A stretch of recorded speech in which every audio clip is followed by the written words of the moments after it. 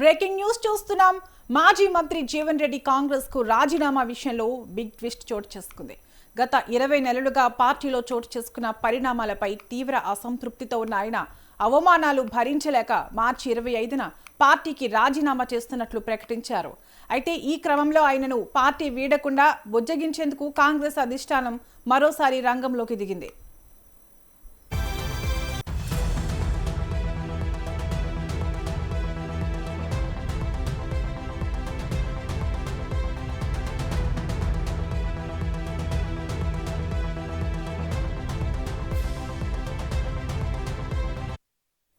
జగిత్యాలలోని జీవన్ రెడ్డి నివాసానికి PCC chief Mahesh Kumar Goud వెళ్లారు. ఆయనను కాంగ్రెస్ లో కొనసాగాలని కోరారు. ఇప్పటికే రాజీనామా చేస్తున్నట్లు ప్రకటించిన జీవన్ రెడ్డి రేపు కార్యకర్తల సమావేశం నిర్వహించనున్నారు. జీవన్ రెడ్డి పార్టీ వీడకుండా మంత్రులు శ్రీధర్ బాబు, అడ్లూరి చేసిన చర్చలు విఫలమయ్యాయి. దీంతో చివరి ప్రయత్నంగా టీపీసీసీ చీఫ్ స్వయంగా ఆయన వద్దకు వెళ్లారు. మహేష్ కుమార్ గౌడ్ రాకతో జీవన్ రెడ్డి నివాసం వద్ద ఉద్రిక్త వాతావరణం నెలకొంది. జీవన్ రెడ్డిని కలిసేందుకు వచ్చిన జగిత్యాల డీసీసీ అధ్యక్షుడు నందయ్యను లోపలికి అనుమతించవద్దని జీవన్ రెడ్డి అనుచరులు నినాదాలు చేశారు. దీంతో ఆయన అక్కడి నుంచి వెనుదిరగాల్సి వచ్చింది. గతంలో జీవన్ రెడ్డికి సన్నిహితుడిగా ఉన్న నందయ్య ఇటీవల ఎమ్మెల్యే సంజయ్ కుమార్తో సఖ్యతగా ఉంటున్నారనే ఆరోపణల నేపథ్యంలో ఈ ఉద్రిక్తత చోటు చేసుకుంది.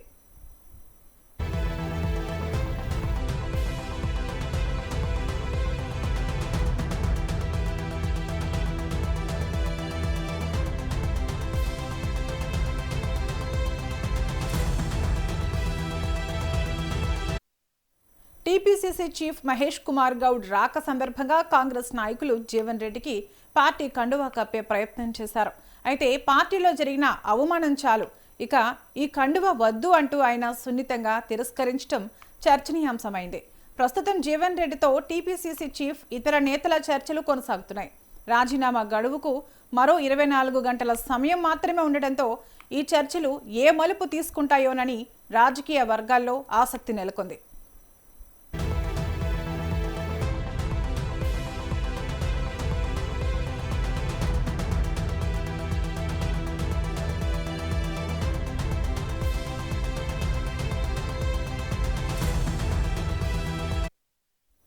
అంతకుముందు గత ఆదివారం జగిత్యాలలోని తన నివాసంలో పలు వ్యాఖ్యలు చేశారు. అవమానం భరించలేక కాంగ్రెస్ను వీడనున్నట్లు జీవన్ రెడ్డి తెలిపారు. ఇంతకాలం తనతో కలిసి నడిచిన నాయకులు, అనుచరులతో కలిసి చర్చించిన తర్వాత భవిష్యత్ కార్యాచరణ ప్రకటిస్తానని చెప్పారు. జీవన్ రెడ్డి ప్రకటన అనంతరం ఆయన ఇంటి వద్ద ఓ పోస్టర్ వెలిసింది. అందులో ఒకవైపు జీవన్ రెడ్డి ఉంటే మరోవైపు ప్రముఖ నటుడు రజనీకాంత్ ఉండటం అందరి దృష్టిని ఆకర్షిస్తోంది. ఈ పోస్టర్ ద్వారా అనుచరులు పరోక్షంగా ఒక సందేశాన్ని ఇస్తున్నట్లు తెలుస్తోంది. జీవన్ రెడ్డి ఒకసారి రాజీనామా నిర్ణయం తీసుకున్నారంటే ఇక వెనక్కి తగ్గే ప్రసక్తే లేదని, ఆయన మాట మీద నిలబడే వ్యక్తి అని చాటి చెప్పే ప్రయత్నం చేశారు.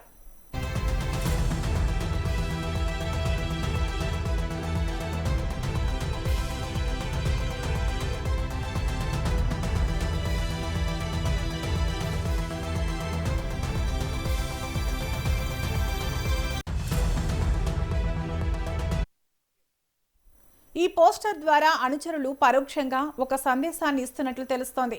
జీవన్ రెడ్డి ఒకసారి రాజీనామా నిర్ణయం తీసుకున్నారంటే ఇక వెనక్కి తగ్గే ప్రసక్తే లేదని, ఆయన మాట మీద నిలబడే వ్యక్తి అని చాటి చెప్పే ప్రయత్నం చేశారు. ఈ నెల 25వ తేదీన గులాబీ తీర్థం పుచ్చుకోవడానికి ముహూర్తం నిర్ణయమైందని సమాచారం. పార్టీలో చేరిన అనంతరం జగిత్యాలలో జీవన్ రెడ్డి భారీ బహిరంగ సభ పెట్టనున్నారని సమాచారం. ఇక రంజాన్ వేడుకలో భాగంగా జగిత్యాలలో బీఆర్ఎస్ ముఖ్య నేతలతో కలిసి జీవన్ రెడ్డి ప్రార్థనలో పాల్గొనడం రాజకీయ వర్గాలను ఆశ్చర్యపరిచింది. ప్రార్థనల అనంతరం బీఆర్ఎస్ అగ్రనేతలతో ఆయన చాలాసేపు ఏకాంతంగా ముచ్చటించడం గమనార్హం. సాధారణంగా బద్ధ శత్రువులుగా ఉండే నేతలు ఇంత ఆత్మీయంగా కలవడం వెనుక బలమైన రాజకీయ వ్యూహం దాగి ఉందనే చర్చ ఊపందుకుంది. జీవన్ రెడ్డి లాంటి సీనియర్ నాయకుడు ఇలా బాహాటంగా ప్రత్యర్థి పార్టీ నేతలతో కలవడం అంటే ఆయన కాంగ్రెస్తో బంధాన్ని తెంచుకోవడానికి మానసికంగా సిద్ధమయ్యారని అర్థం.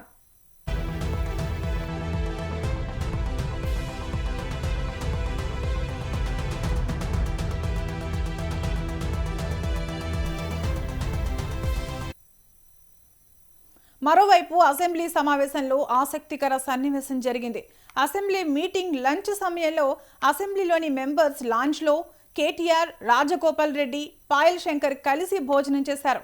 భోజనం ముగించాక కూడా మెంబర్స్ లాంజ్లోనే ఆ ముగ్గురు సుదీర్ఘంగా పలు అంశాలపై చర్చించారు. సుమారు 2 గంటలకు పైగా ఈ ముగ్గురు సమావేశమై తాజా రాజకీయ పరిస్థితులు, రాష్ట్రంలో నెలకొన్న పరిస్థితులపై చర్చించినట్లు సమాచారం.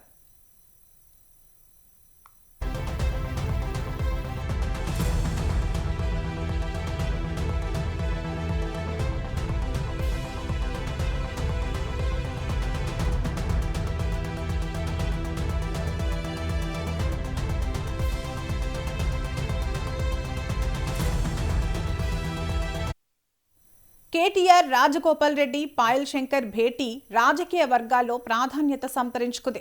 గత కొంతకాలంగా కోమటిరెడ్డి రాజగోపాల్ రెడ్డి కాంగ్రెస్ సర్కార్ వ్యవహార శైలిపై తీవ్ర అసంతృప్తితో ఉన్నారు. సీనియర్ నేత జీవన్ రెడ్డి కూడా కాంగ్రెస్ను వీడి ప్రత్యామ్నాయ పార్టీలో చేరేందుకు సిద్ధమవుతున్నారు. రాజగోపాల్ రెడ్డి కూడా పలు సందర్భాల్లో కాంగ్రెస్ ప్రభుత్వాన్ని, పార్టీని బహిరంగంగానే హెచ్చరించారు. నేరుగా సీఎం రేవంత్ రెడ్డిని లక్ష్యంగా చేసుకుని మాట్లాడిన సందర్భాలు ఉన్నాయి. అయితే జీవన్ రెడ్డి బీఆర్ఎస్ పార్టీలో చేరుతారని ఊహాగానాలు వినిపిస్తున్నాయి. దీనిపై ఇప్పటికీ స్పష్టత లేదు. మొత్తానికి వీరి భేటీ ప్రాధాన్యతను సంతరించుకుంది.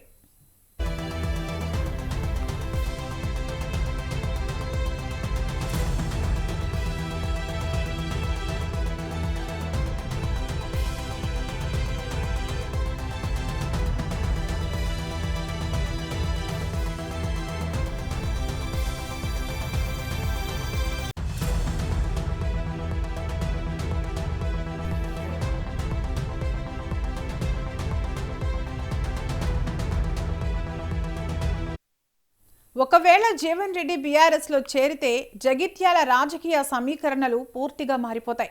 దశాబ్దాలుగా కాంగ్రెస్కు కంచుకోటగా ఉన్న ఈ ప్రాంతంలో హస్తం బలహీనపడటం ఖాయంగా కనిపిస్తోంది. ఇప్పటికే సంజయ్ కుమార్ చేరికతో కాంగ్రెస్లో 2 గ్రూపులు ఏర్పడగా ఇప్పుడు జీవన్ రెడ్డి నిష్క్రమణ పార్టీకి దెబ్బవుతుంది.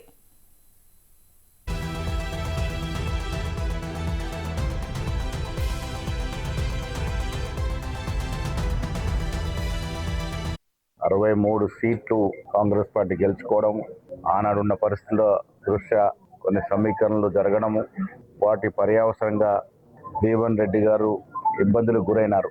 ఇంత సుదీర్ఘ అనుభవం ఉండి ఈ వయసులో కొంత బాధపడ్డాడు. కొన్నిసార్లు కొన్ని నిర్ణయాలు రాజకీయంగా తీసుకున్నప్పుడు కొన్ని ఇబ్బందులు వస్తూ ఉంటాయి. దాంట్లో భాగంగానే జీవన్ రెడ్డి గారు కూడా ఇబ్బంది పడ్డారు. రాజీనామా చేయరనే ఆశతో నేను పోతా ఉన్నా.